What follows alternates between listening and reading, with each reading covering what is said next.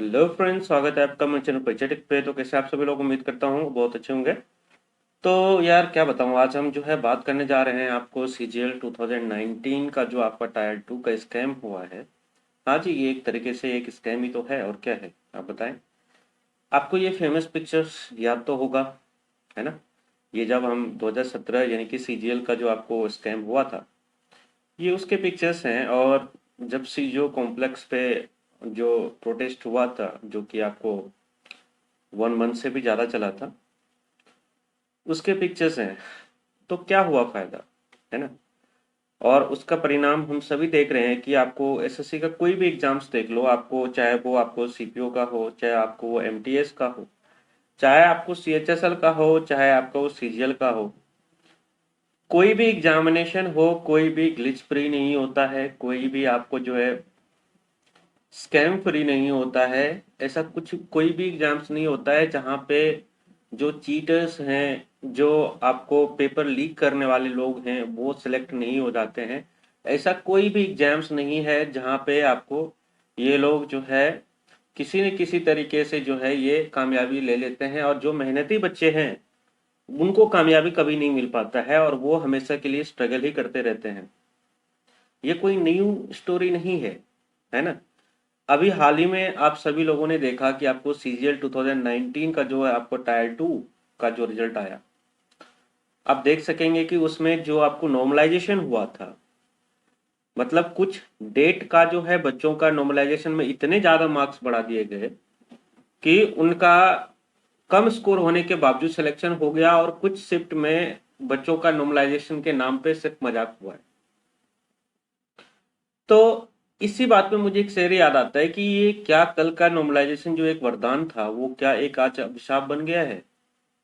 कहीं ना कहीं ये बात बहुत एक फिट बैठता है, क्योंकि आप सभी लोग जानते हैं कि नॉर्मलाइजेशन के लिए भी एक हमने लड़ाई लड़ी थी कि एसएससी को नॉर्मलाइजेशन लाना चाहिए, लाना चाहिए। और जब नॉर्मलाइजेशन लाया, और ये क्यों लड़ाई लड़ा था हमने, कि आपको थोड़ा सा फ्लैशबैक में लेके थोड़ा याद दिलाना चाहता हूँ। जब 2017 का आपको टायर 2 स्कैम हुआ था, पेपर लीक हुआ था, और हमने सीजो कॉम्प्लेक्स पे आपको जो है प्रोटेस्ट करा था, उस प्रोटेस्ट का एक रिजल्ट था कि आपको जो है टीसीएस आई थी। यानी कि सीफी को हटा करके जो आपको वेंडर है, आपको जो आपको एग्जाम लेती है एसएससी का, क्योंकि सीफी जो थी वो बहुत ही एक करप्ट कंपनी थी, और उसका तो आपको जो है मेन जो आपको एग्जाम लेने वाले आपको जो पेपर सेटर था, वो उसका इन्वॉल्वमेंट था। और इसके जो मेन आपको कंपनी का एक हाईएस्ट पोस्ट पे बैठा हुआ अधिकारी था, उसकी इन्वॉल्वमेंट सीबीआई के एफआईआर में आप जो है आराम से देख सकते हो। ठीक है। तो उसको हटाया गया और टीसीएस को लाया गया, और टीसीएस के आते ही जो है एक नॉर्मलाइजेशन प्रोसेस बना, नॉर्मलाइजेशन आया। और नॉर्मलाइजेशन के नाम पे जो है तब से जो है एक खेल शुरू हुआ। और ये खेल एक इतना बुरा चल रहा है कि आपको मैं बता दूं कि ये एक नॉर्मलाइजेशन आज का नया हथियार बन चुका है स्कैम कराने का। यानी कि पैसे लेकर के लोगों को नौकरी, सरकारी नौकरी दिलाने का ये एक नया रास्ता बन चुका है। ठीक है। कई लोग मुझे तो आज भी हंसी आता है कि कई बच्चे ये पूछते हैं, कई लोग ये पूछते हैं कि सर, क्या ज्वाइनिंग के टाइम पे भी आपको जो है आपको फिंगरप्रिंट आपका चेक, मतलब कि मेरा चेक होगा। कई बच्चे ये पूछ रहे हैं कि क्या जो है मेरा जितने भी डीवी है, क्या ज्वाइनिंग के टाइम पे चेक होगा, है ना। तो ये सब जो बायोमेट्रिक्स से लेकर के कई बच्चे मेरे से पूछते रहते हैं कि क्या सर मेरा ज्वाइनिंग के टाइम पे बायोमेट्रिक्स होगा या नहीं होगा, वो टेंशन में होता है। ये लोग कौन बच्चे हैं बताऊं आपको। ये सारे बच्चे जो वो हैं जो पैसे खिला करके यहाँ तक पहुंचे हैं। नहीं तो अगर ये पैसे ना खिला के पहुंचे होते, आपको मैं ये एमटीएस की बात कर रहा हूँ। आप सभी को पता है कि एमटीएस का इतना ज्यादा कटअप का जाना कहीं ना कहीं एक नॉर्मलाइजेशन मेथड से और स्कैम करके ही तो यहाँ पे बहुत सारे बच्चे पहुंचे हैं। नहीं तो आप एक एग्जाम, एक बात बताओ, आपको इतने सारे अदर एग्जाम्स होते हैं, आपको यूपीएससी सीडीएस का देख लो कटअप कितना आपको नॉर्मलाइज रहता है। आप एनडीए का देख लो, कटअप बहुत नॉर्मलाइज मिलेगा आपको। आपको एफकेट का एग्जाम देख लो, आपको वहां आपको कट ऑफ नॉर्मलाइज मिलेगा। चाहे आप IB ACI का एग्जाम देखो, अभी इसका रिजल्ट आएगा जो अभी हाल ही में हुआ था, इसका देखना कट ऑफ कितना नॉर्मलाइज होगा। ये सिर्फ SSC क्यों है जिसका कट ऑफ आपको आसमान छूता है हमेशा?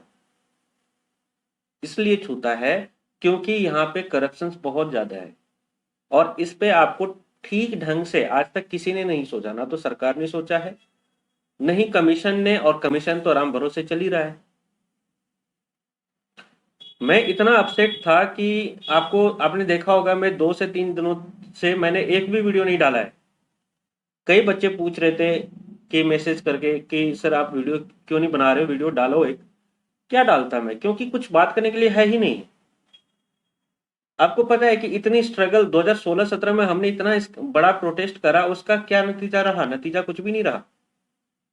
और अभी कुछ लोग आपको जो है ट्विटर कैंपेन करने वाले हैं, लेकिन उसका भी क्या फायदा होगा मुझे बताओ? क्या रोजगार दो एक मुद्दा है, या स्कैम को रोको ये एक मुद्दा होना चाहिए आपका?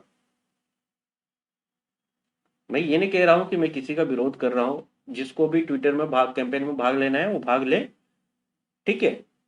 जो 25 तारीख से आपको होने वाला है, जो कि आपको बड़े बड़े जो यूट्यूबर्स हैं, बड़े बड़े कोचिंग इंस्टीट्यूट्स वाले हैं, ये प्रोटेस्ट करना चाह रहे हैं। लेकिन क्या यहाँ पे रोजगार का मुद्दा है? क्या वैकेंसी का मुद्दा है? मुद्दा है नॉर्मलाइजेशन का, और नॉर्मलाइजेशन के तहत जो आपको चीटिंग हो रहा है वो मुद्दा होना चाहिए था। और जो चीटर्स हैं, जो सेटर हैं, जो एग्जाम सेटर्स हैं, जो पैसे खिला के पहुंच जाते हैं, उसको रोकने के तरीके पे बात होनी चाहिए थी, उसके लिए प्रोटेस्ट होना चाहिए था। लेकिन रोजगार के लिए प्रोटेस्ट कर रहे हैं लोग, बताओ।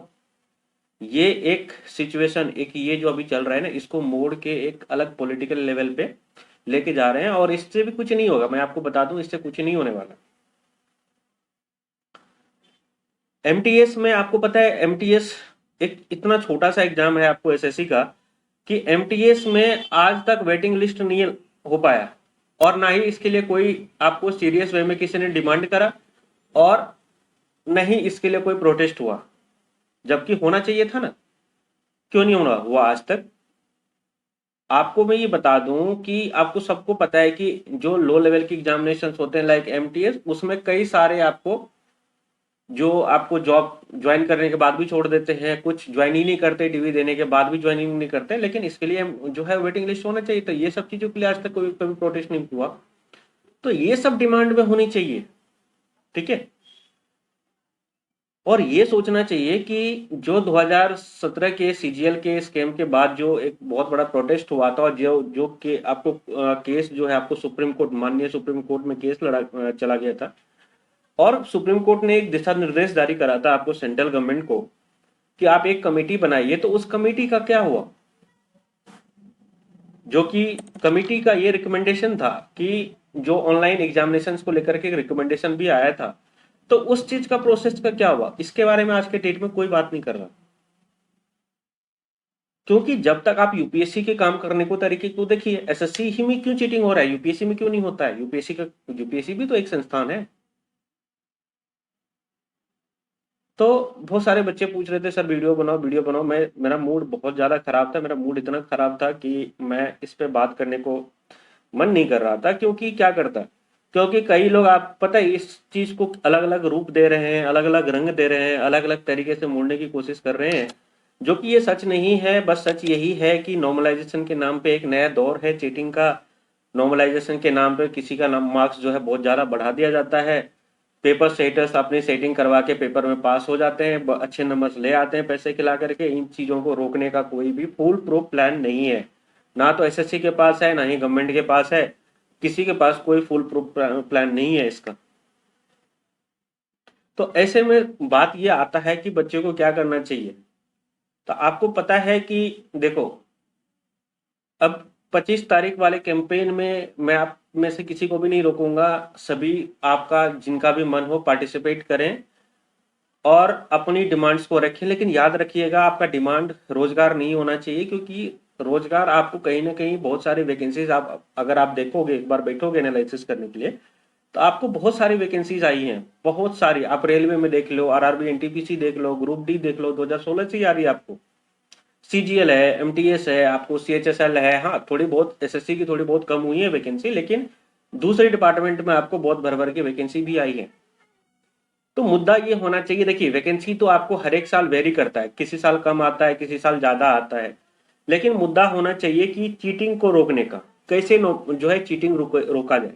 और नॉर्मलाइजेशन के नाम पे अगर मतलब ऐसा कोई संस्था बने, ऐसी कोई बात हो जिससे पूरी देश में एक दिन के अंदर ही एग्जाम हो, यानी कि 3 शिफ्ट में जितने भी बच्चे हो पूरी देश में एक दिन में तीनों शिफ्ट में एग्जाम खत्म हो जाए, तो नॉर्मलाइजेशन करने के लिए मुद्दा ही ना हो, नॉर्मलाइजेशन करना ही ना पड़े, ऐसा कोई मतलब व्यवस्था बने। तो ये सारी डिमांड्स होना चाहिए। आपसे मिलूंगा अगले वीडियो में, ठीक है, तब तक बने रहिएगा।